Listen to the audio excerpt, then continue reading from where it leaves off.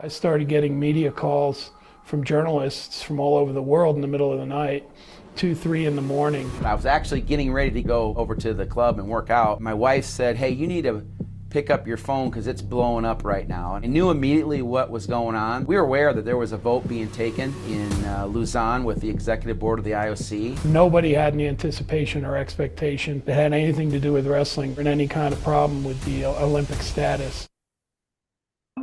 New this morning, the Associated Press reports that the International Olympic Committee will drop wrestling from the 2020 Olympics. Well, get this, wrestling gets body slammed from the Olympics. Decided to retain modern pentathlon and remove wrestling instead. The IOC didn't give a specific reason, but noted all sports are analyzed on 39 criteria, including television ratings, ticket sales, and its anti-doping policy. Wrestling can apply to regain the spot, but will go up against baseball, karate, and squash, to name just a few. Because of the lack of focus and interest by the leadership of our international federation, wrestling was exposed. I might be a bit biased, but I mean, in my mind, wrestling is the most significant sport on the planet, maybe the most significant sport that man has ever known. Wrestling was part of the ancient Olympics in 708 BC. Wrestling has contributed to basically every Olympics in the game's history, but the IOC says it could not play a part in the future. Not just from This opportunity might be taken away from the next generation of wrestlers, people who always had that opportunity. Well, that can't happen, right? We can't let that happen. That's not an option. We weren't going to let wrestling come off the Olympic program. The wrestler's mentality would be to fight.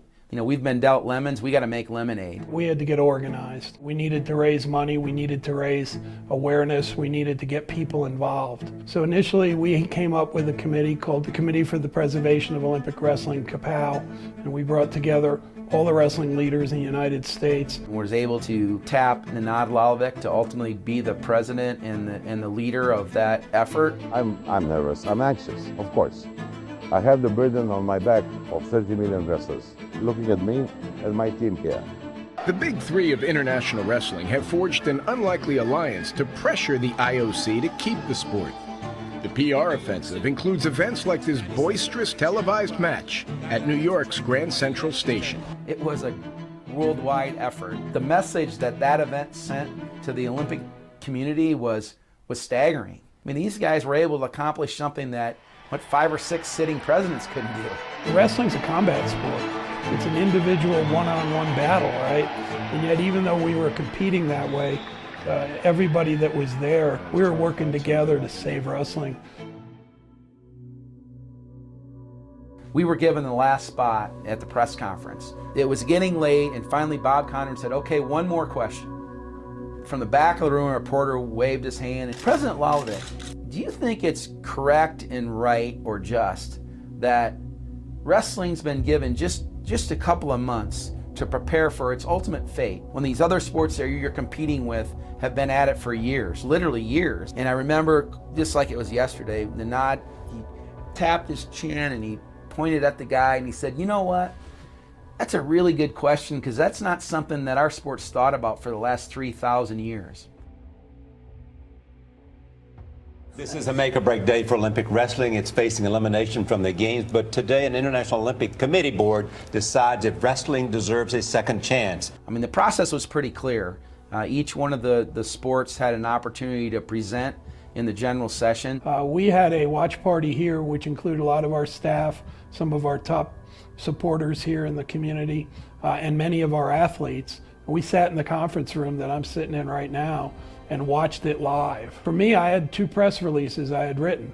One said wrestling remains in the Olympic Games, and one said wrestling is no longer an Olympic sport. And I had to, at the minute that the decision was made, get that out to the world. Presentations take place, Q&A takes place, and then you just sit in the room and just like they're voting on where the Olympics are going. It's a vote by the session. I had the sheet in front of me and it had the sports listed on it. And I remember just staring at it and Jacques Rogue saying, and the sport, Ladies and gentlemen, I would announce the results. With 49 votes, wrestling has been elected for the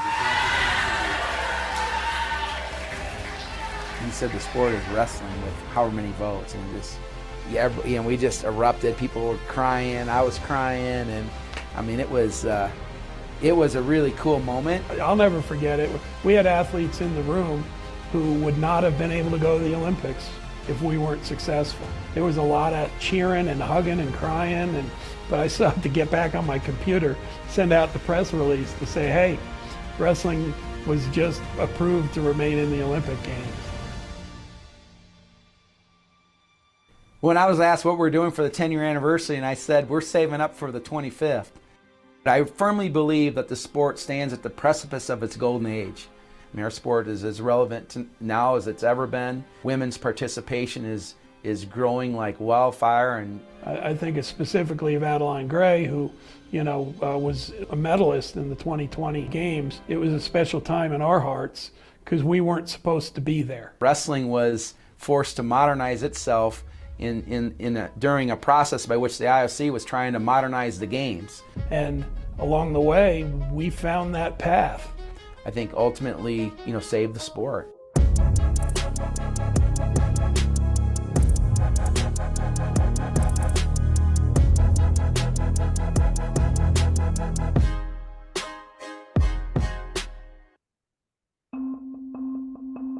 As someone who's enjoyed a long career in international sport, I've never seen a time when our world is more polarized and divided by politics and conflict and war. It's a very, very distressing and disturbing time for the world. But I think the power of sport and the power of the Olympic movement, which serves to create a better and more peaceful world through sport, is needed now more than ever. And I think that, as was shown in the effort to get wrestling back on the Olympic program, that example and the continued example of peaceful sport, such as wrestling provides, can be a guiding light and beacon for our world during these troubled times. And I applaud the wrestling community. I applaud what Nenad Lalovic and Andy Barth and others are doing to help wrestling solve some of the challenges of our world and help create a better and more peaceful world.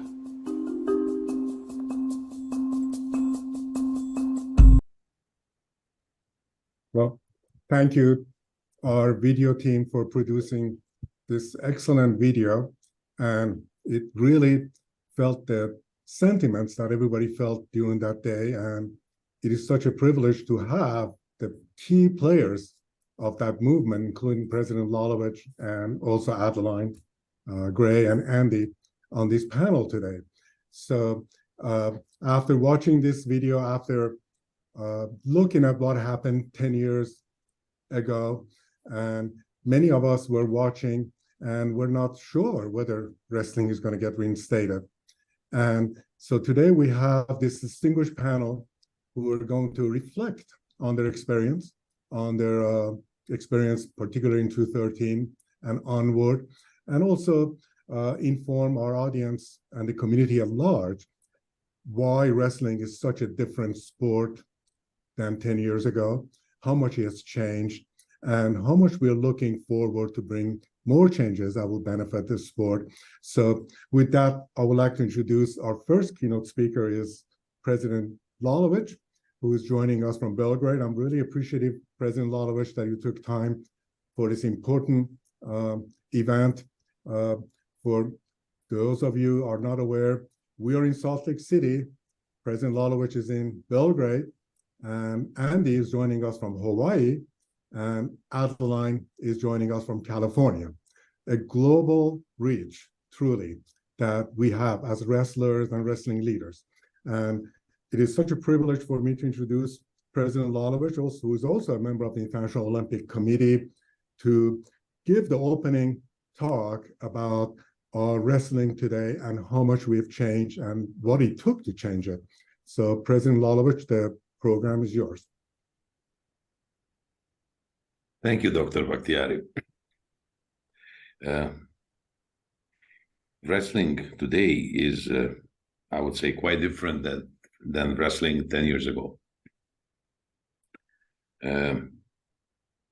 With everything we had to change after the crisis, and after the success on this session in Buenos Aires is everything that we have promised to the IOC in order to stay a reliable member of the Olympic movement.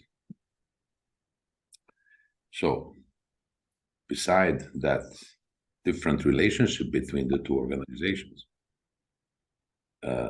we had to, I would say, upgrade the sport to make it more spectacular, more watchable.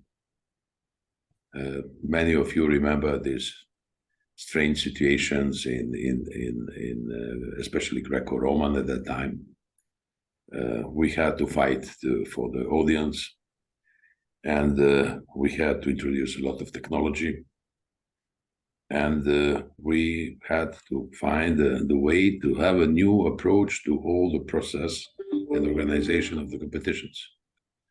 The random assignment of the referees for the matches, education of the referees, but the image is totally different. At the end, we will have soon to adapt the rules according to the technology that we have today and that we use today, which was not the case 10 years ago. You certainly noticed a lot of improvements when it is about the presentation of the sport itself during the competitions, on TV screens, on digital platforms, and so on. But it was not easy because we started from scratches. Today, we are in a quite different position that we have been 10 years ago. It is very paradoxical that me, as an IOC member and member of the executive board of the IOC, I am today somehow deciding which sport will remain on the Olympic program and propose the decisions to the IOC session. Just to mention, but I think it's important that we had 3 weeks ago on the IOC session in Mumbai, the decision about weightlifting, pentathlon, and boxing, and their future. So for the moment, they will still remain for the moment, but nothing is guaranteed except for the weightlifting and modern pentathlon, only the LA Olympics 28. But after that, nothing is sure for them too. The main problem to solve was that the community understands that we have to be updated daily. And that still happens. And we have always be focused on that and always find the best solutions for everything I said before. Presentation, officiating, discipline, picture on the screens, and so on and so on.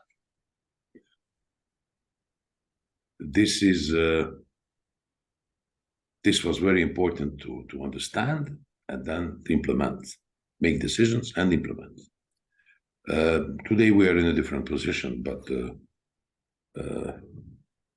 I'm not happy yet. And this is why I am very pushy with my collaborators and the staff of the United World Wrestling, because I feel that much more may be done in the next future. And this is what we have to do. This is our job. The athletes have another job. But we, in order to provide them the best conditions to compete, we have to, solve all these problems before, and to attract them to practice our sport on a high level. So that's the actual situation.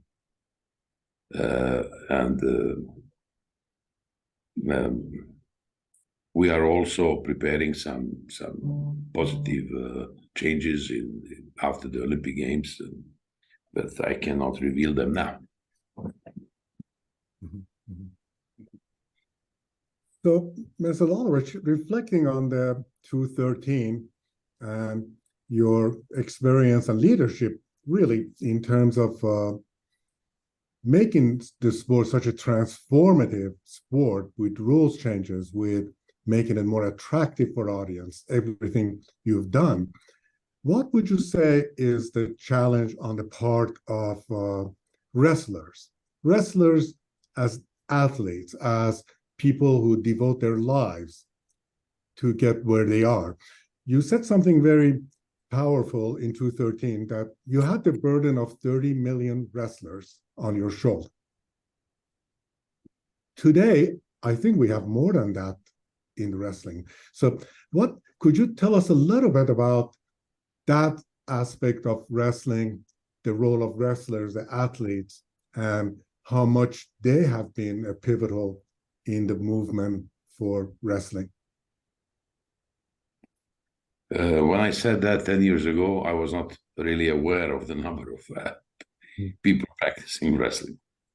Probably the figures were much higher. We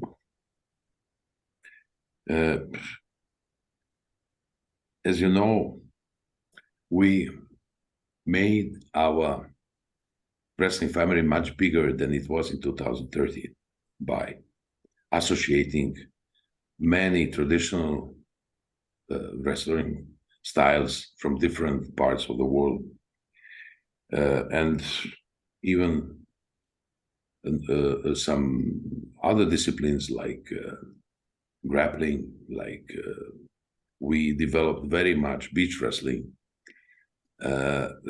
in order to have a bigger community, but not only the bigger community, that from that, how to say, larger community, to attract them to the Olympic wrestling. Because not in every part of the world we have conditions gathered to practice the Olympic wrestling. Beach wrestling is a fantastic tool for that.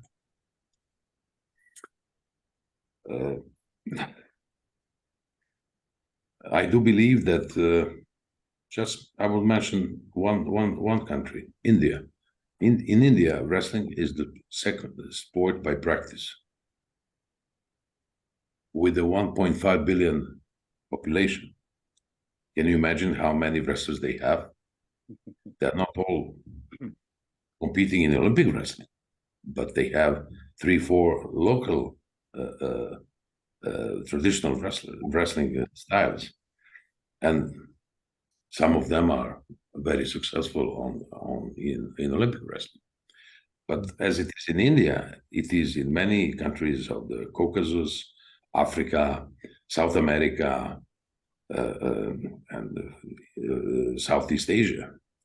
And these are the parts of the world where the Olympic wrestling is not so much developed and doesn't give so much results to their sport communities and their countries. And today, you know, every nation, every ethnic is very proud of the successes of their athletes representing them, because they identify themselves with them, the fans. And I am sure that we made a lot of, we made very good results, but then you cannot measure them. You need a lot of time to really be able to measure all this growth of fans or people practicing. And I've been recently in Saudi Arabia. In 1 year, they opened more than 40 clubs, wrestling clubs in Saudi Arabia, and they even start with girls wrestling in Saudi Arabia. Wow, that's amazing. And our program committee had another question for you, was about how much is the role of the president of UWW, also the role of an international diplomat?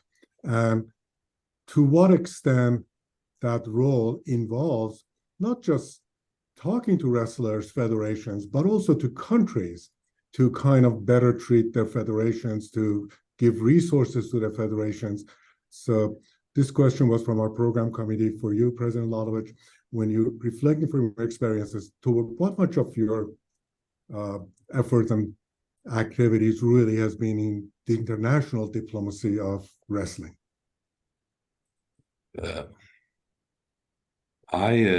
Being a head of the International Federation, I have the opportunity, but also the obligation to speak with many political leaders in many countries, especially because of the way that the sport is financed in those countries. Without the politicians, you cannot achieve much in many countries. I am pushing for introducing wrestling in the primary school education in many parts of the world where the physical education is, I would say, weak, and modern times it's weaker and weaker in all the countries. Then financing big competitions is very also important. It's not the national federations who are able to finance big competitions. There are only few of them who can do that.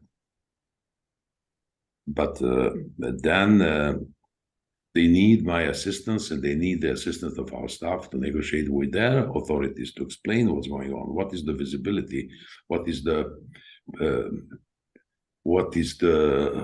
how to say, what that brings to their states, to their nations, and the promotion of their countries also. This is how we manage this problem, and we have that approach. You know,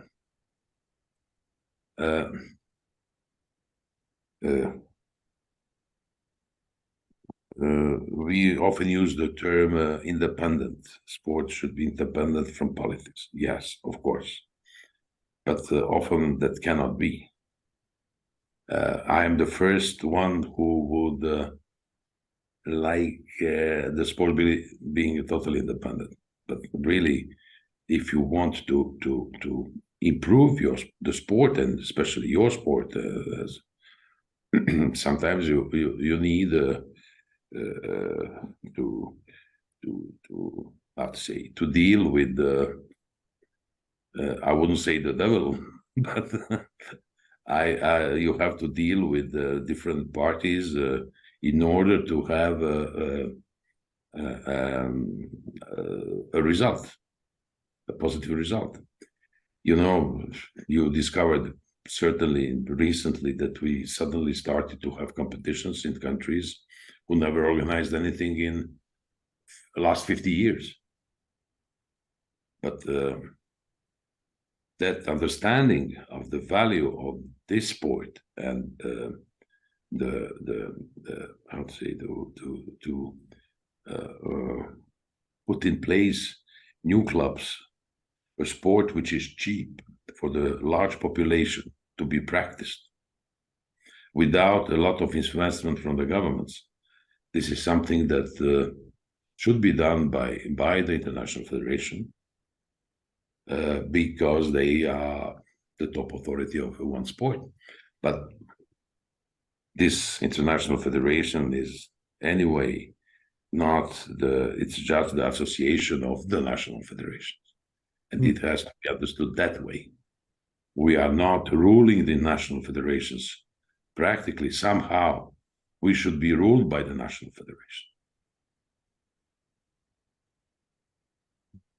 Thank you so much, President Lalovic. And the final question that was drafted for you was, what are your hopes for the future of wrestling? And what would you like to see done more in terms of awareness, in terms of activities, in terms of non-wrestling bodies, institutes like us and initiatives to be done for us to improve and bring more awareness about the value of wrestling for our international community today?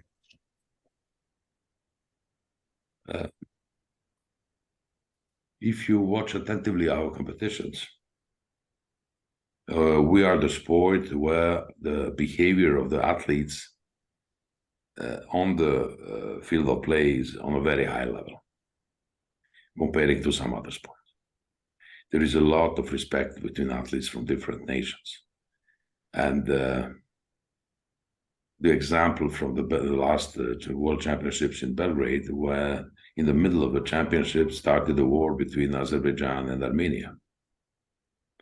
But their athletes competed in a normal way on the mat, respecting each other. And this is what I hope that will be the power of wrestling in the future. Unfortunately, few countries are not allowing their athletes and threatening the athletes if they compete against another athlete. But unfortunately, I'm afraid that will have, with the recent developments in the Middle East, that will be more and more of that. So sport is also victimized by the conflicts, and we have them more and more. But on the other side, for us, it will be more and more difficult to keep that atmosphere on our field of play. And already we felt it on the last U23 championships. This nervousness, this tension, and the athletes are the victims of that. They are the promoters of peace. Sport is the promoter of peace. They are the peace soldiers. And but they are not always understood that way. Well, thank you so much, Mr. Lalovic, for that inspiring discussions. And I think we will have more discussions of this, so we need to have more. So I thank you for it. And we will move now to Mr. Andy Barth, our good friend, who has also been very active on international level in the US and so forth. Now, I've had the pleasure of knowing Andy since 2013 when we started the United for Wrestling movement here. And Andy is one of the few individuals that I've met that has devoted so much of his life to defending, supporting, and philanthropically putting resources behind wrestling. He's the founder of the Titan Mercury Wrestling Club, a very prestigious club. And if I'm not mistaken here, in the last World Championship, you can correct me, or Mr. Rich Bender can correct me, Titan Mercury Wrestling Club won 9 of the 14 USA medals. And so here we do have another important element that we've invited Andy to discuss about how the founding of the Titan Mercury Club has had an impact on some of the modernization, some of the resources we have for wrestling. Also, we've asked Andy to join this webinar to talk to us about his experiences internationally. Now, Titan Mercury Club, I think, went to Iran a couple of times or 3 times and competed with Iranian teams on the World Club Cup. Another element of that sport friendship that Mr. Lalovic talked about. So with that, I'd like to introduce Andy as our next speaker. And Andy, we look forward to hearing your views and perspectives. Thank you, Bauman. I would like to just take since we're talking about the grappling with elimination, I'd love to just take a few minutes to talk about, the formation of the Committee to Preserve Olympic Wrestling in the United States, and those scary days in February. Because I remember on February 11th of 2013, I was so happy and proud and excited because I had been approved by the U.S. Olympic Committee as the team leader for the U.S. men's freestyle team for the Rio Olympics. And then on February 12th in the morning, I remember feeling distraught and nauseous and just incredibly upset to hear the news coming over the radio. I didn't realize how honored I should feel, because as in the video you heard Rich Bender's phone was blowing up that day, but I got through to him that morning. So I must have been one of the few calls that he took. And I remember saying, Rich, we've got to get, you're going to be if we don't schedule some kind of conference call later in the day, you're going to be taking calls all day and you're not going to get anything done. And we've got to get this, you got to get a call scheduled, and you got to just take the next few hours, find out everything and then brief, get all the folks who are calling you on that conference call. And and that was the start. That was the start of a tremendous change. And then in the next few days, the U.S. had mobilized. We created that new ad hoc committee called the Committee to Preserve Olympic Wrestling. I'll brag a little bit and say I thought up that name because we could shorten it to CPOW, which felt like a good name. And there were a lot of great people on that. And as I talk about great people, I cannot thank Nenad enough for the leadership role he played in this whole process. He brought a fresh perspective. I might even make him blush here. He brought a fresh perspective. He brought bright, smart people and organizations in. This is one of the things that CPOW, I think, helped in that we were able to help with the financing of some of that. And, we had a great group of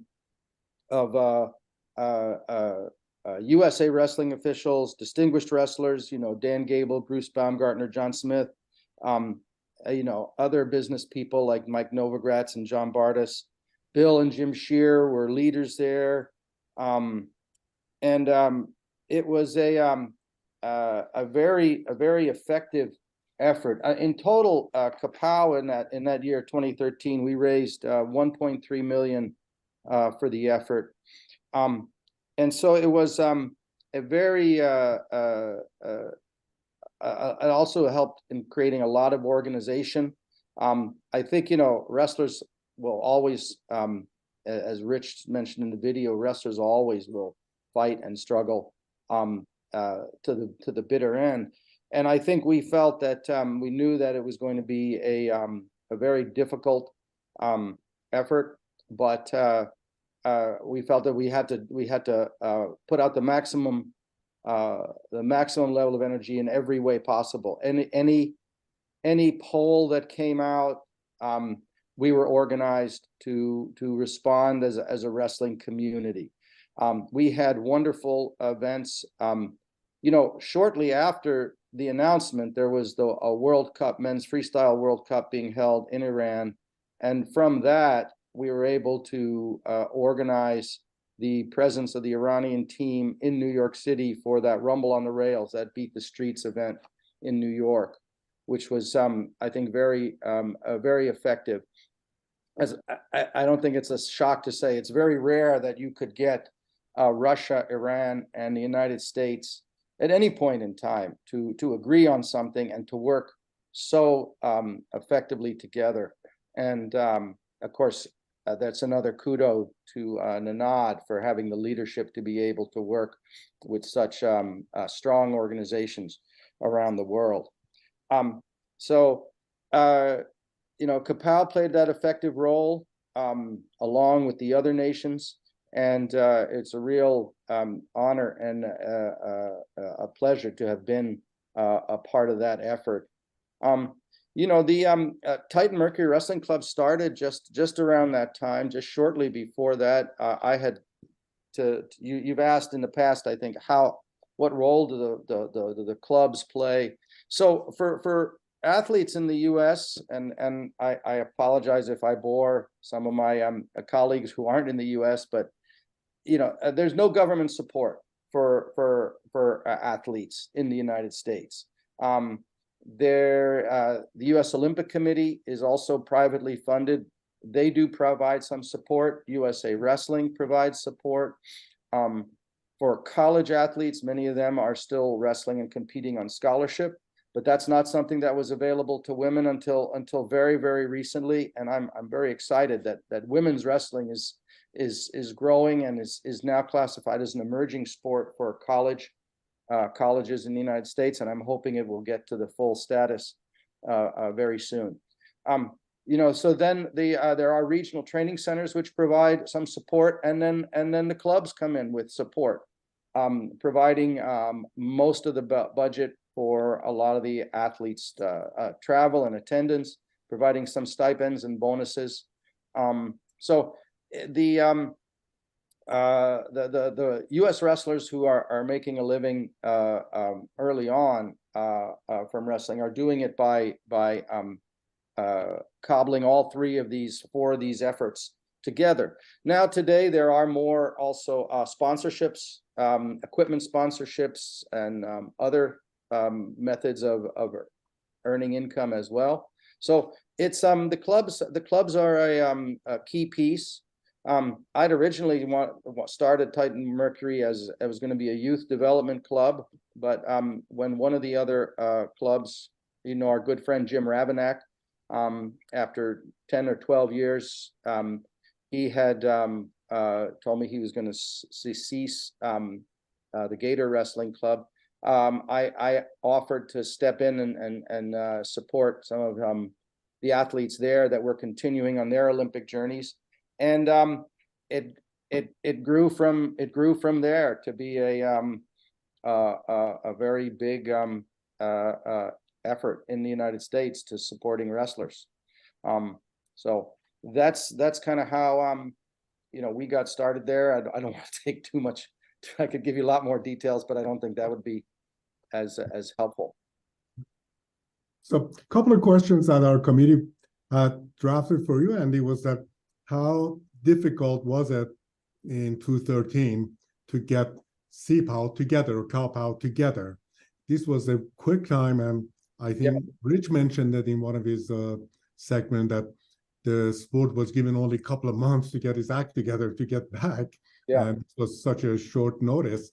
So reflecting on the beginning and Committee to Preserve Wrestling, what would you say was the hardest part of that? Well, I don't mean to speak for Nenad. I would say that there were three critical dates. There was sort of a little bit later in apart from February 12th, but I think probably about 1 to 2 weeks later, there was the effort that replaced the current leadership at what was then called FILA with Nenad. I think that had to be a very challenging, emotionally challenging decision, and hard to do, because it's always hard to replace people that you know, but it was clear that the leadership, which may have served FILA well in the past, was not really the right leadership, and Nenad was the right leadership. So that partition in February, and by then, by the way, CPOW was already formed. Then I think the next critical date was the IOC's executive committee meeting sometime in May in St. Petersburg, which trimmed the field of available sports to that would be allowed to compete for the exhibition spot in 2020. So and that was an important decision. I don't know if you want to go back to Nenad at some point as to, there were two strategies. There was either, do we try to see if the executive committee or the General Assembly will overturn the executive committee's decision in September? So that was the all or nothing strategy. Or do we try to compete for the exhibition spot? And I think the feeling was, and at some point you could not do both. You had to do one or the other. And making the decision to compete for the exhibition spot, I think proved to be the right way to go. And Nenad led a beautiful effort at that meeting in St. Petersburg, where they had presentations.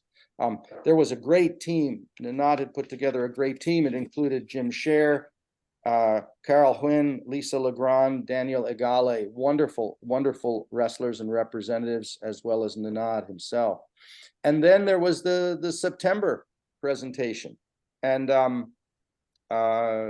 so those would be and along the way, Nenad had brought in a terrific organizations like Teneo, and but those organizations don't come at zero cost, and so CPOW was helpful in raising some of the funding for that. I have to also, I can't avoid giving credit to our colleagues in Russia, from the Russian wrestling federations, who also were supportive, and Nenad would know I believe there were other organizations, other international wrestling federations that also were financially helpful and supportive. Mr. Lalovic, would you like to kind of add to what Andy said? Did I refresh some memories, Nenad? Absolutely, Andy. We were about to travel to Thailand for the bureau meeting, FILA bureau meeting at that time, which was organized for the 17th of February. We all learned the 13th of February what happened. And then we had to travel to have that meeting there in a very bad mood. And I didn't know what to do in reality. I was thinking all the way to Bangkok and Pattaya, how to act. And I had any ambition to be the president of the International Federation at all. I was extremely surprised on the board meeting when three of the vice presidents didn't want to assume that responsibility to replace Martinetti after the vote, which was only 11-10 in favor of a new government. 11-10, one vote. If we lost that vote, we wouldn't be here today to speak. And that was a very heavy meeting, which lasted 2 days. And that was proposed at the end by my colleagues. Stan wanted to, of course, to work with me, and that happened later. Stan Žižić, but he was the fourth vice president who was absolutely against the fact that we still have the same governance and with the same governments to fight back for our spot of the Olympics. And then once that I was proposed and elected as an interim president by my colleagues, of course I didn't know what to do. I had a few days to understand to who do I have to speak, in which tone. Are we going to protest this? Are we going to be, how to say, in a wrestling position, or we should negotiate diplomatically, smoothly, and to find out what is the way out of this situation? I had the opportunity to meet for the first time many very interesting people. And you first, Dr. Bakhtiari in May in the United States. And I never met any IOC member in my life previously, except one Serbian who was already retired. So I had no clue about the atmosphere of the IOC and how they take decisions. In end of February, I already succeeded to speak with Mr. Bach. At the time, he was a president of the German NOC and member of the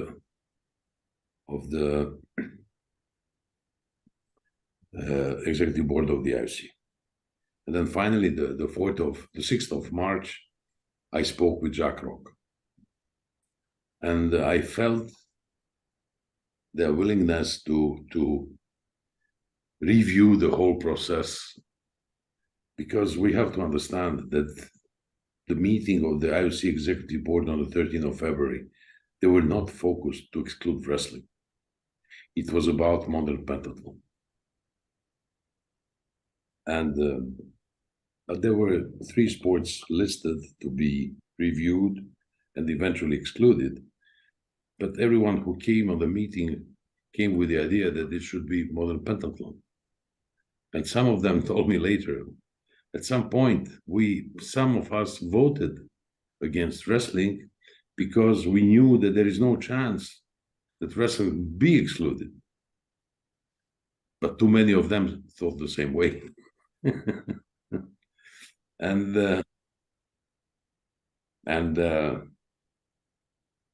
then I had, we were all lucky that I met people who can advise me. Many of them, Rich Bender, for example, he had much more contacts with the National Olympic Committee. He knew better how the IOC is functioning. The same with the Russian Federation, people who had close contacts with IOC members. And then I had a lot of inputs from different sides. And in the same time, we had this activity from different countries. In Japan, they gathered 1 million signatures as a protest to the IOC, and they sent those papers, 1 million papers, they sent to Lausanne.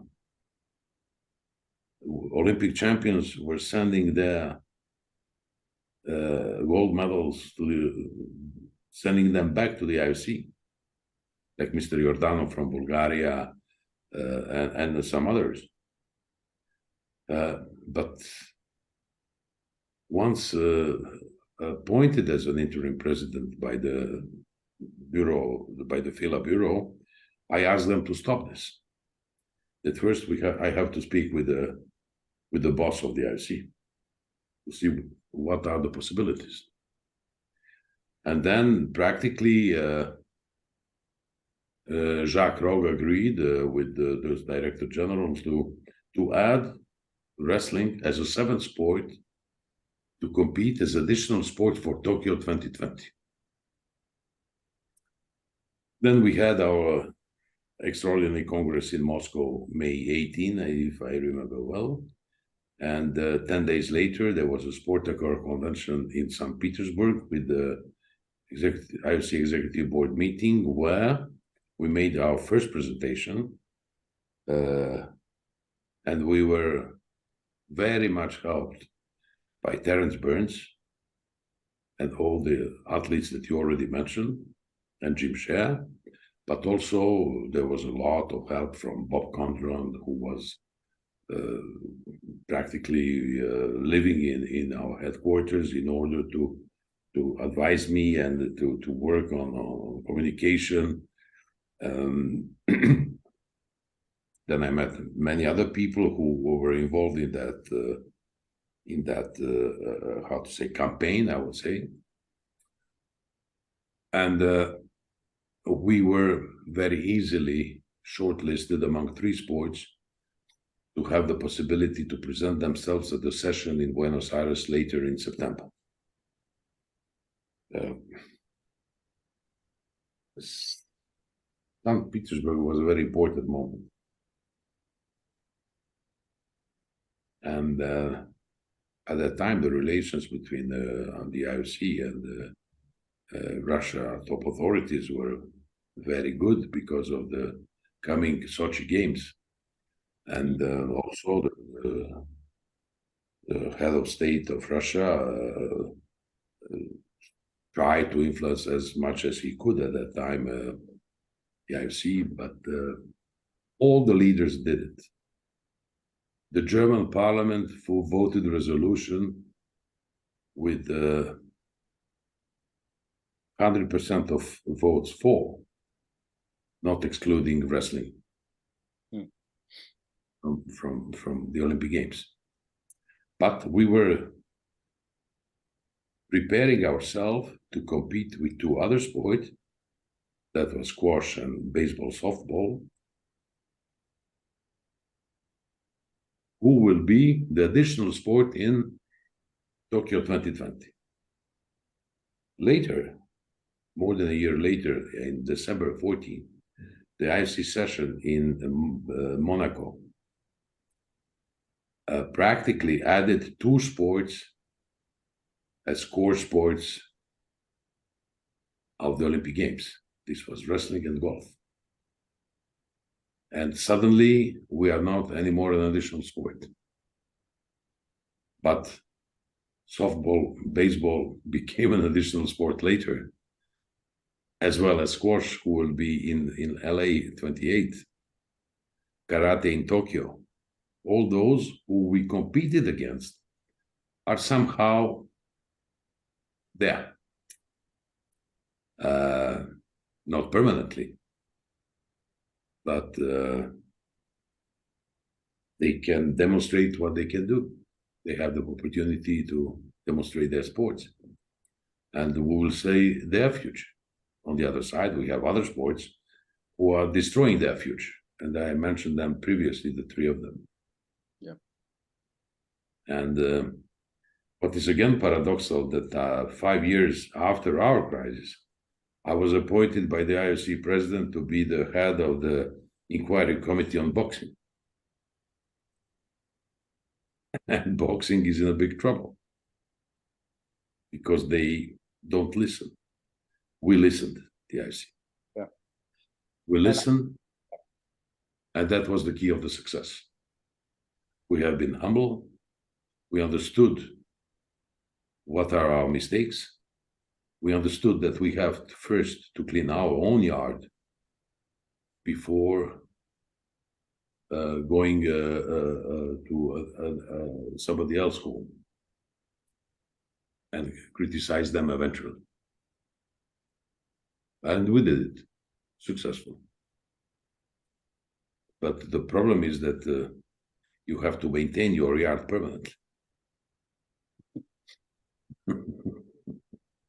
You know, I'd like to just share one more anecdote because it is absolutely, we did, one of the things I was very proud of is that shortly after the beginning, you know, so wrestlers, they got over their anger towards the IOC very, very quickly. And it became much more about the positive changes that wrestling was doing. You know, we changed various rules. We changed, you know, we changed our leadership. We changed our rules. We included more women's medals in our presentation. But I remember when we had the United for Wrestling event, we had one local IOC member, Anita de France, and she attended. This was in May of 2013, and she was very nervous about attending. She thought she was going to get a very rough reception as an IOC member coming to a wrestling event. And I told Anita, Anita, you know, don't worry. Well, one, don't worry. We'll make sure we have a lot of wrestlers around you to protect you. But you won't even need that, Anita, because, you know, wrestling is recognizing this is something that it needed to change. And the burden is on us to show you that we've done that. And no one will treat you badly. And afterwards, she said, I can't believe how well and how nicely and respectfully I was treated. And this goes back also to the point that Nenad raised, and I'm sure Adeline could comment on the field of competition. Wrestlers respect each other. We respect each other. We respect where we come from. We respect each other as competitors. And you know, that attitude of humility, and we're changing, and we will demonstrate that we deserve this, was throughout the whole 7-month campaign. So, back to you, Bauman. Thank you so much. Thank you so much, Mr. Lalovic. I think to conclude this, really what wrestling community did in 2013 could be a good model for other sports who run into issues with international bodies or Olympics, right? And what wrestling community did in 2013, I think that everyone, and should be a book about it, is that instead of fighting IOC, they worked with it, they listened to it, and made IOC feel ownership of wrestling. I think this is a model that should be more promoted with other sports who also run into issues that you will not get anywhere by fighting IOC. You'll not get anywhere by kind of resorting. So I think that is a good model, and it should be promoted, and we should be proud of it to kind of use it, advise other sports about it, about how successful we were in this task, and maybe if they follow this model, they could also be successful in their goals. And with that, I think we want to go to Adeline. Nothing is more better reflective of what has happened to wrestling for the past 10 years than our Olympian Team USA member, Adeline Gray. She has completely, unexpectedly changed the whole dynamics by winning and becoming the most successful female wrestler, I think, in the history. And 6 world medals, right?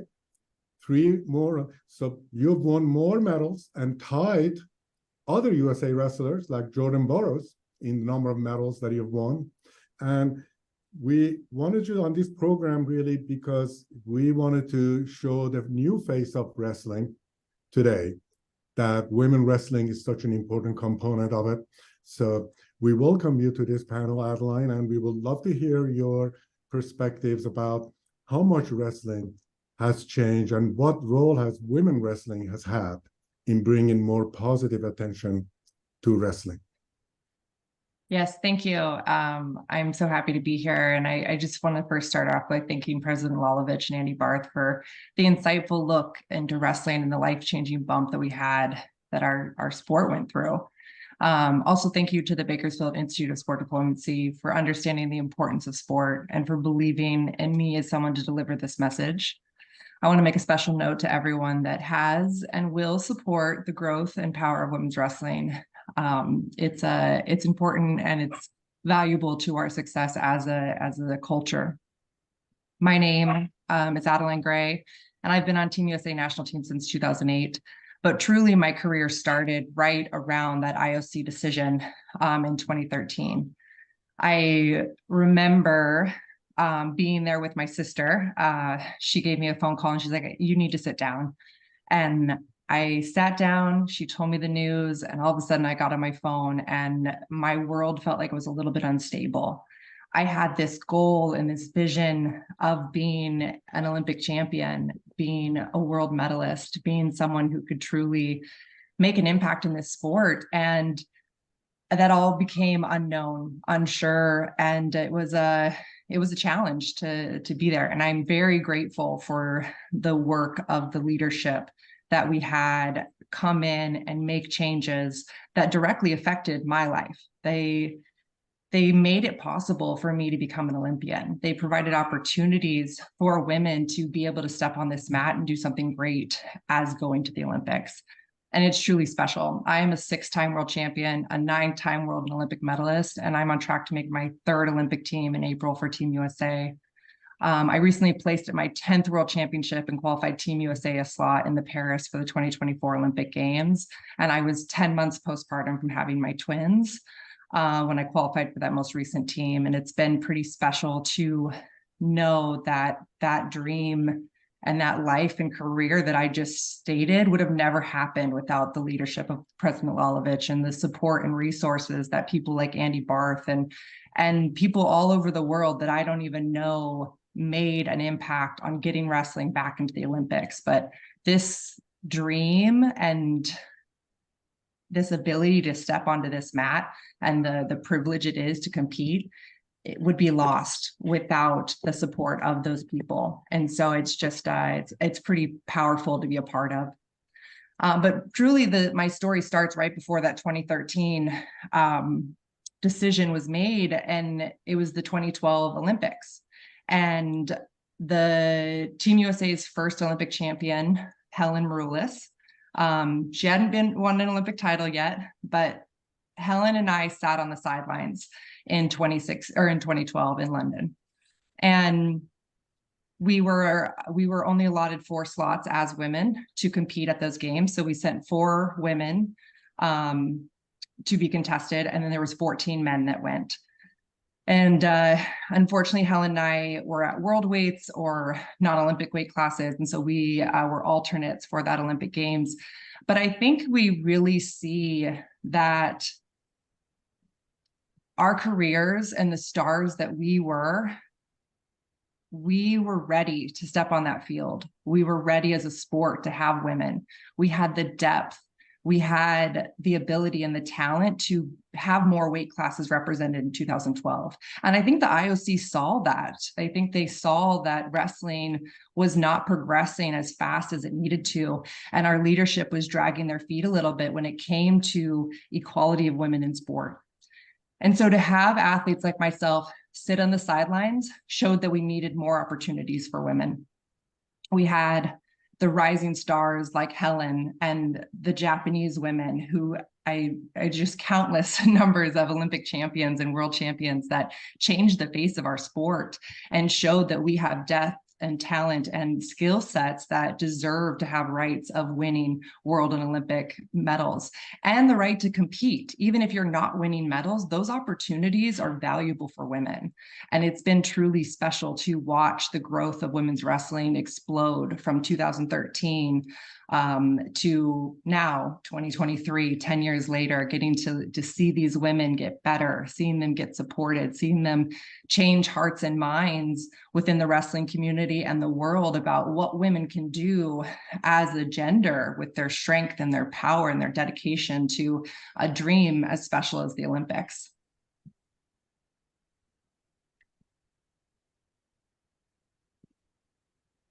I'm sorry, I wasn't quite sure if you wanted to do the Q&A or just let me keep talking. Dr. Bugatti. No, keep going. And okay. You still have time for your presentation. Okay. We'll collect all the Q&A. We'll bring them up at the end. Great.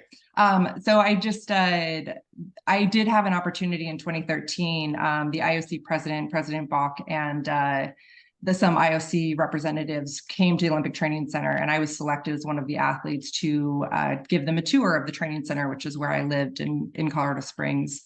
And I got an opportunity to ask them why wrestling was on the chopping block and why we were in such hot water. And they very point blank asked me why we send so many men to the Olympics and not as many women.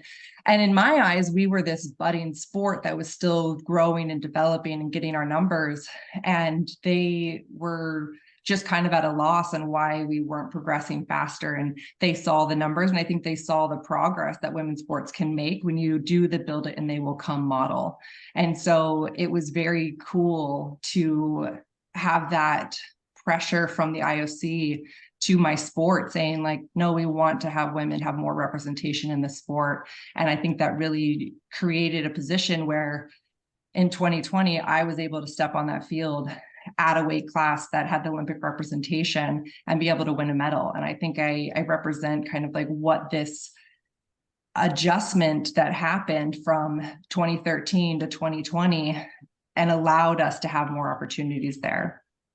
We added, just for those who don't understand, so we went from 4 weight classes to 6 for women's freestyle. The men still spend 6 in men's freestyle and 6 in Greco-Roman, but that 2 additional weight classes was huge for the growth of women's wrestling. It allowed us to ask other countries to invest in their women's programs so that they could have a full team and send them to the Olympics so that they could get that Olympic notoriety. We talk a lot about opportunity for women, but I really want to kind of narrow down what that actually means for our ability to move forward. The number of things that have to happen when I make a world team, the stress, the commitment, the to-do list truly is pretty mind-blowing. And that pressure and that ability for me to overcome that pressure makes me a better person. And I think wrestling shows that. And those opportunities, those showing up for practice, those having someone depend on you is very big, being able to build that support system. And I think wrestling and this opportunity of reaching Olympic gold or Olympic status allows us to learn how to build that support system and use that for the rest of our lives. And there's also a really big piece of the pride and joy and strength that I feel from stepping on the mat and getting to be in that position. And I've been lucky enough to stand on the top of a podium and get to do that 6 times. I feel patriotic and wonderful as my flag and national anthem gets risen when I have the award ceremonies. I feel worthy. And with that feeling creates confidence with me as a woman, with me as a person. And that confidence allows me to spread that women can do big things. They can have big dreams. They can go on in their lives and do pretty special, amazing things that take effort. And it's talking to young kids about getting excited about sports. It's helping people get motivated to change some of the big issues that are affecting our society today. Things like obesity, self-worth, motivation. Women getting to step into a field and build confidence and then go on and speak about the confidence that they have built allows us these opportunities to create strong people then advocate and have this ripple effect to get more people involved, and it helps the world. And I think that's kind of what the Institute, the Bakersfield Institute, is really striving for, is those connections that sport has, the ability for us to cross cultures without ever speaking the same language. We have respect for each other when we step on the mat, and everyone around the world knows the power of the Olympic draw. And it's a truly driving force for athletes like myself. And there's no difference between the German Olympic champion, Aline Falcon, the Brazilian Olympian, Aline de Silva, and myself, who lived very parallel lives in completely different countries and communities, but we all came on the scene at the same time. We started training in international training camps, training together since we were 18 years old, going to international events and then becoming friends. And then we competed for 10 years. We all got married at around the same time. And then after the 2020 Olympics, we actually all had babies and started families.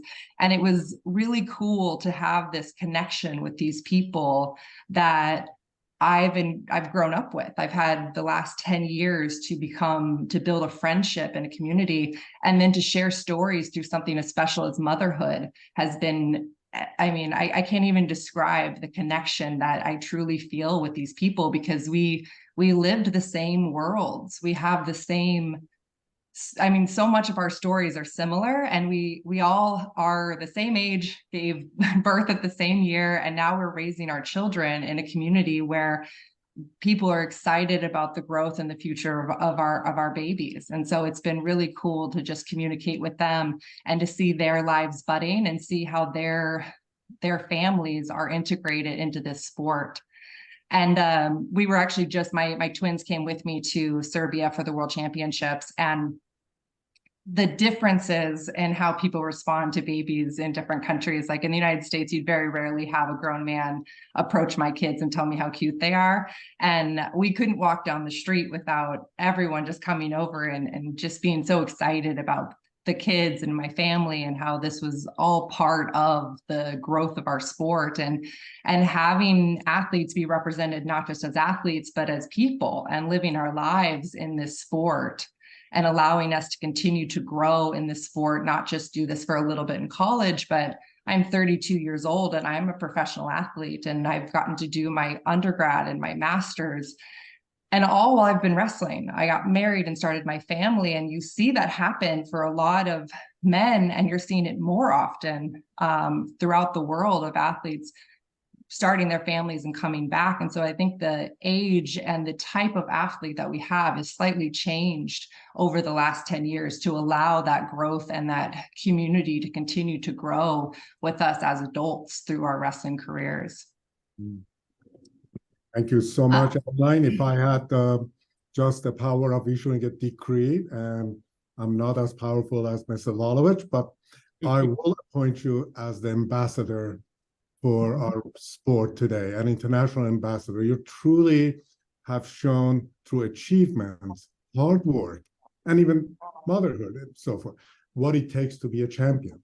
And you're such a fantastic spokesperson for our sport to go around the world and talk about this experience. And I ask another special guest with whom all of you know has done a lot for our sport, Jim Ravenak, to join. And Jim had a special message for this panel and the wrestling community. Well, first and foremost, thank you, Bauman, for doing a lot of this. And I hadn't said hello to my old friend Nenad in a while. How you guys doing? Andy, Adeline did a great job here. When we did the interview with the Institute, a couple of weeks ago, Bauman, I mean, it was it took a lot to bring back some of those memories. It's like Andy said, and Rich and I talked. When you wake up that morning, my first call was to the office of USA Wrestling as the president. Rich and I got on the phone, and we were just like, well, first off, this will never beat us. And at that point in time, we had to start thinking about the direction we needed to move and the direction the sport needed to move. And when we had everybody's support, and you have Andy sitting right here, it wasn't hard. I mean, it just kind of moved in a motion that it never ended. We went, I couldn't tell you how many countless 1,000 miles. I know Rich Bender probably flew 100,000 miles that year, but it was just an astronomical amount. Putting on the 2013 World Cup in LA. I mean, Andy, we had to get it. And I think when I arrived in LA, that's when the Iranian team couldn't make it and we were scrambling to make it happen. Everybody stood up, at those point in time, as far as where we needed to go and what we needed to do. And it was a frightening part, but I think it was an emerging sport that, people came out, like Andy stated earlier, you'd have never had Russia, Iran, and US standing, hand in hand and united for this fight. And being able to pick a great leader like Nenad to lead us forward was so special. And my time with, UWW and USA Wrestling was just, a growing part for us and a growing part for the sport. Again, thank you for inviting me. Adeline did a great job. Yeah. Adeline, I tell you, when I listen to your story, I just say, yep. And I know it's not the only one. I know there are many like it. Not exactly like it, because there's very few that had 6 world championships and an Olympic medal. But it makes me feel that what we did, everything we put in 10 years ago was worth it. Without a doubt. Well, thank you. I agree. Well, Adeline, you have a special message from someone very high level, Mr. Larry Wilkerson, who was the chief of staff to late Colin Powell, former Secretary of State, major senior. He recommended you to be the next Secretary of State for the United States. Well, thank you. I'll give you my resume. We agree. We from Serbia, we agree. Well, thank you. I've always been so appreciative of your support of women's wrestling, and I'm excited about the growth of it. I really think that women's wrestling is growing, and I've seen it in the United States, where it's not just adding women's programs, but it's adding the growth and excitement around men's programs as well. It's involving women in our world, and the wrestling community, I think, just needs to know that there's room in this world for women. And I think we just have to realize that women are different, and that's okay. And we just have to be asked. We have to be invited. We have to be introduced to it in a slightly different way than men. I think men have a confidence where they are able to step into a room with maybe just 1 or 2 years of experience wrestling or from another sport and just be ready to enter and learn and engage. And women might need a little bit more of an introduction, but we can teach women the rules. We can bring them in and have them help with administration, be referees, start to train these women when they're athletes that they don't have to have 15-year careers as an athlete all the time. And very few of them will. That's just the nature of sport, is that as you get closer to the top, there's few of us that are able to train and commit to training like that. And so there is room within our sport to be a fan, to be an athlete, to be a referee, a coach. And it doesn't have to look like a head coach. It doesn't have to look exactly like what our men's system is currently. But I know there are some very creative and smart people who are bringing women into their wrestling communities that are predominantly male dominated and still finding ways to fit them in so they feel comfortable and ready to give back and ready to strive. I know that there's one high school that is trying to start a women's wrestling program, but they now just have 2 girls on their team. So what they did is they went to the high school's most popular teacher who everyone wants to just kind of be around. She happens to be a yoga instructor, and she comes in and teaches yoga at the wrestling practice a few days a week. And that got them to get so many women out. I think they have 30 women out for their wrestling program because people wanted to be around this woman. The guys are now benefiting from the benefits of her teaching her skill set to the wrestlers. And I think we just underestimate the skill sets that women can bring to a wrestling community. And then our ability to draw them in and make sure that we keep them and that knowledge and that experience and creating a diverse community so that people can feel comfortable in their wrestling rooms. And so I think that's what I want to encourage everyone as we move forward, is to find those creative ways to build our programs, find those ways for women to be involved in our sports. And I think that transcends to every culture and every community, and just sharing that knowledge when something like as simple as asking the popular teacher works. Thank you so much. Alan, we have one question. I think this question is for President Lalovic. Is the essential problem for approving Olympic sports an economic issue? Not really. I wouldn't say so. Out of 28 sports, core sports, only maybe 50% are self-sufficient financially. The others are mostly dependent from the contribution of the IOC based on the revenues from TV rights. Some of them are even close to 100%. So this is not the real criteria. The financial situation of International Federation is not the sole criteria. Of course, it helps to be independent financially from the IOC, but as you know, today maybe 6-7 sports are only fully independent. We are lucky to have reduced that from 70% to 45%, and our aim is to be totally independent one day. But that needs time. And the answer is no, it's not the most important criteria for the decision of the IOC. Thank you very much. There is a question from our watch party. I think Aaron in the watch party, could you ask your question?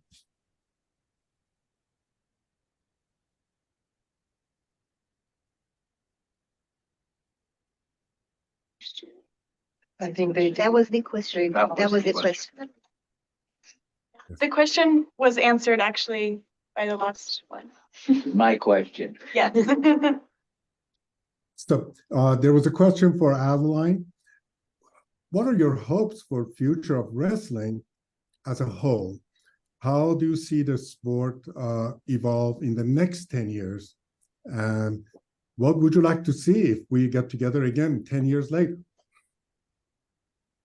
Well, I hope in 10 years I'm not still wrestling. I think my body will hurt by then. But truly, the hope for women's wrestling isn't just for women's wrestling. It's for the sport as a whole to grow and allow these life-altering experiences that I've been blessed with to happen for men and women.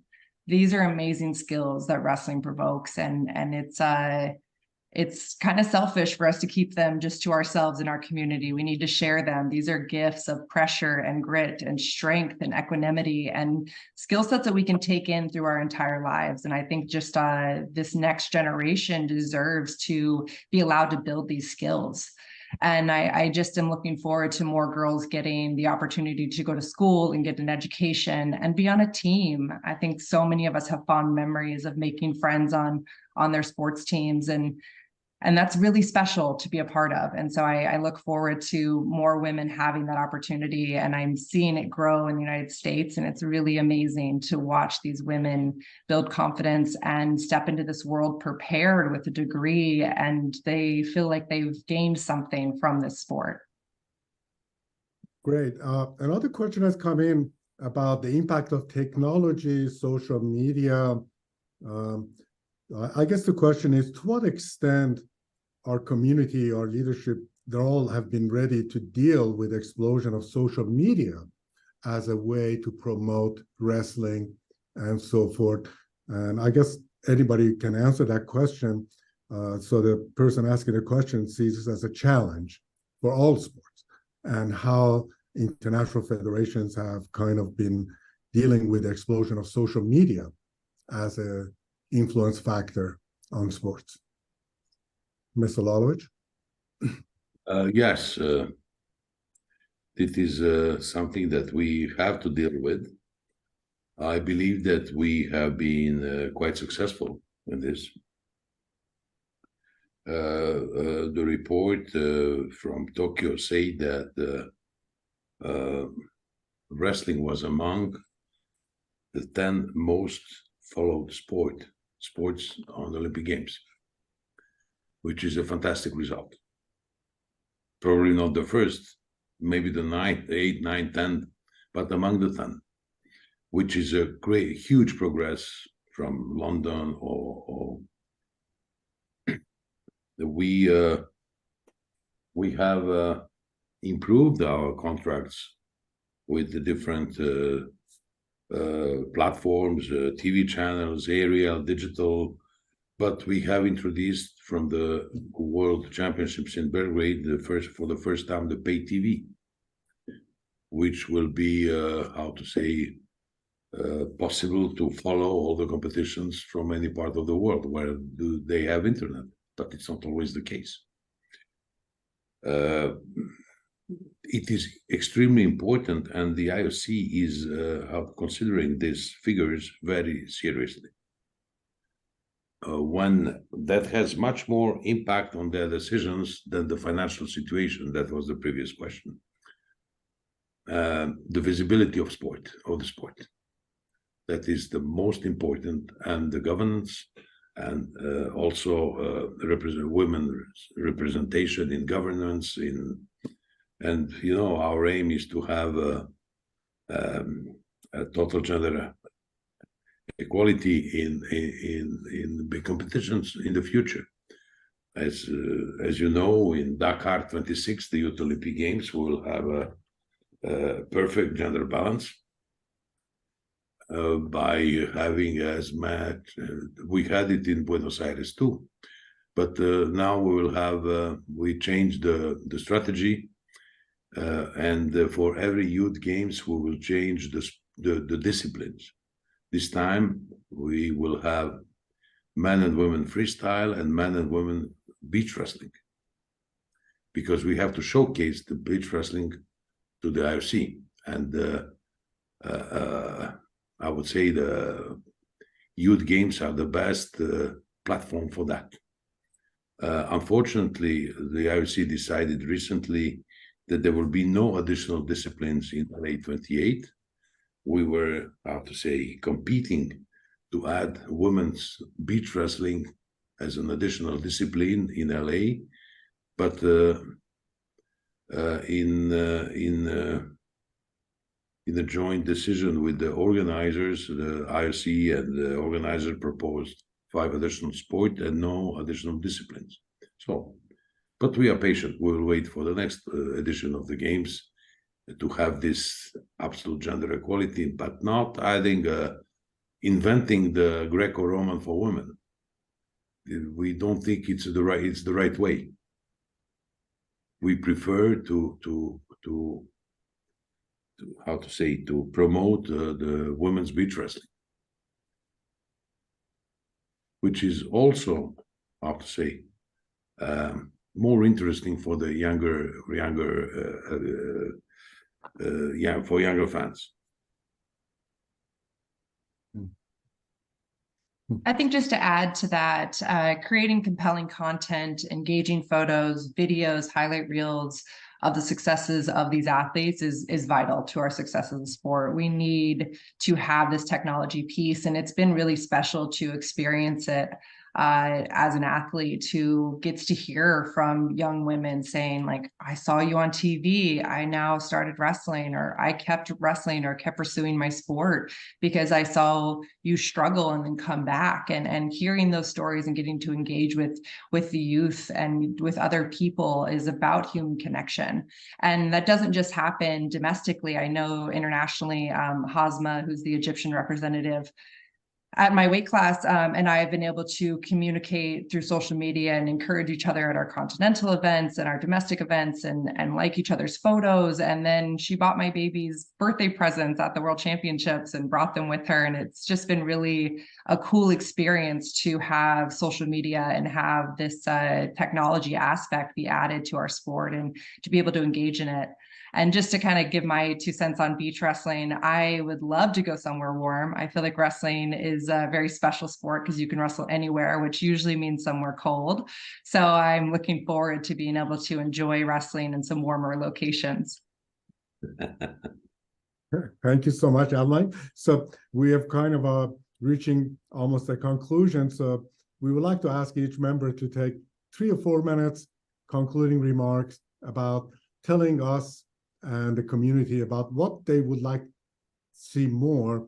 And one question has come in about how can we use wrestling to promote peace and friendship between nations? I think this question goes to Jim Shear's message that we had. So if you could kind of conclude your presentation by making some remarks of that sort, and we'd be grateful. Thank you. Andy, you want to start? Okay. You know, I think the way is to continue to travel and compete. I don't think there's any better way to understand other people and other culture than to see them in their home. And I think, you know, this is it's a tricky time. I think that means that we have to make sure that our any wrestler traveling anywhere is safe and is well looked after when that happens. So I think that's the way to continue to build diplomacy and peace through sport is to travel and to compete. Apart from that, I would like to see wrestling continue to grow in popularity. I think there are, and I think that the governing bodies are looking at it. I think there are a few things, and I mean just a few where I think they could be done to make it a little bit more audience friendly, make it a little bit more easy to follow, and so I feel confident that the sports bodies will keep working towards that. I also feel that, and I'd like to see it in where wrestlers can they can make a living and they can support themselves and their families in this sport, into their throughout their competitive years, and then find jobs to help wrestling continue, find roles that allow them to stay active and involved and building wrestling. Thank you. Mr. Lalovic? I do believe that the sport of wrestling is a sport based on the respect of his opponent, on a specific exchange of positive energy between the fans and the competitors on the mat. You certainly noticed that I do not remember a big problem on a competition with the fans and spectators in the whole. That never happens in our sport, and that happens in many sports. Not many, but team sports mostly. I will not mention them specifically. There is no need. You understood them.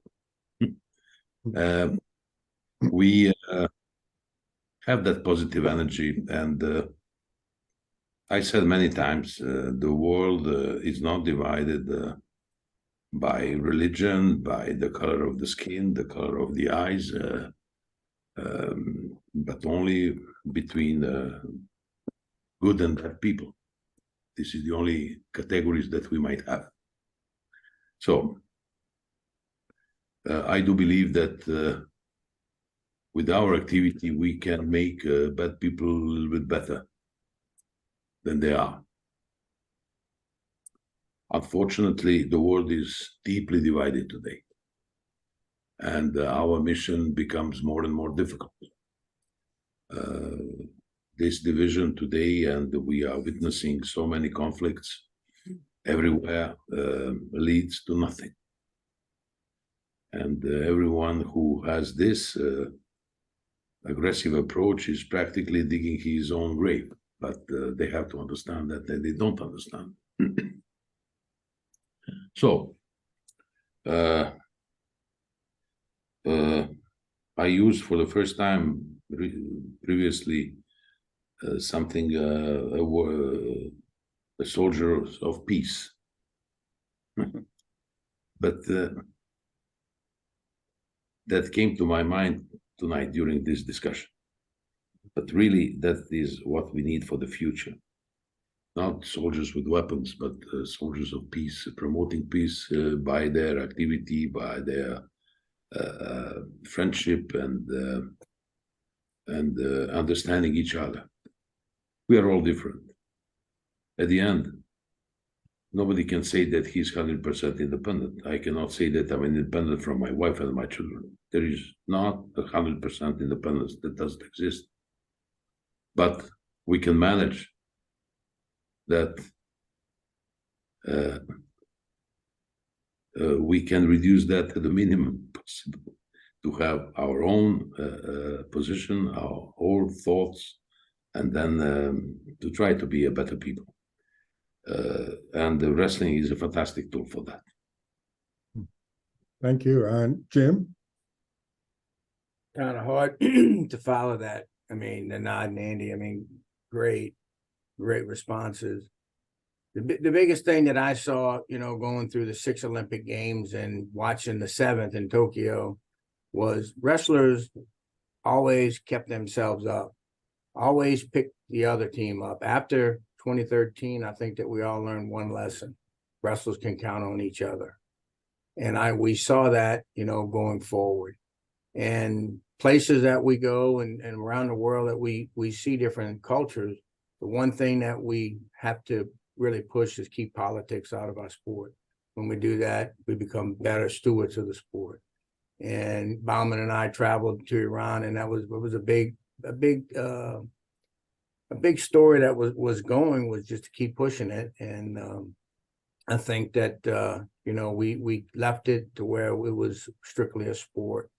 And after 2013, we learned that we have to stewardship each other going forward. And anytime a wrestler's in need, any country, we've always responded. And I think that's where we're going. And thanks again. I mean, it's been an honor to be here and be part of this. And, you know, you guys done a lot of great things. Adeline, keep that beautiful smile going, because it's worth a lot for all of us. And thank you, Nenad, for the leadership. So Adeline, you have the concluding remarks, and go ahead. Yes, no, thank you for having me. First of all, I think I just want to end on a little bit of a high note. I know that there are some troubles going on in the world, but this is still the best time in history to ever have been alive.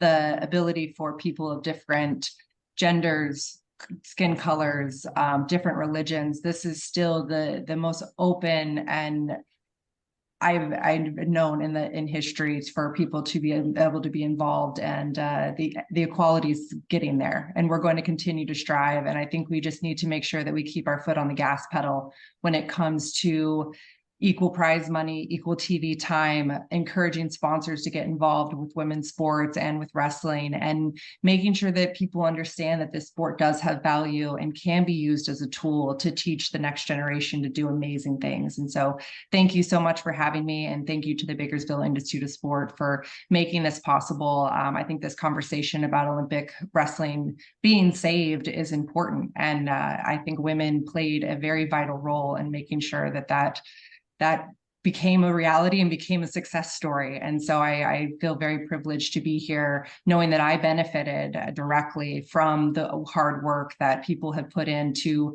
make sure that sport stays in this positive light of allowing us to just go out on that mat and wrestle. And that's a very beautiful thing, that we can leave everything else outside and go and communicate and put all of our hard work and dedication and have that respect, because I know how hard I work. And so when that other woman is able to compete with me and keep up the conditioning and the strength and all of the aspects that takes to really build a talented wrestler, that respect is built. And with respect, I think you really can create peace. And that is what's truly beautiful about sport. And so thank you for having me.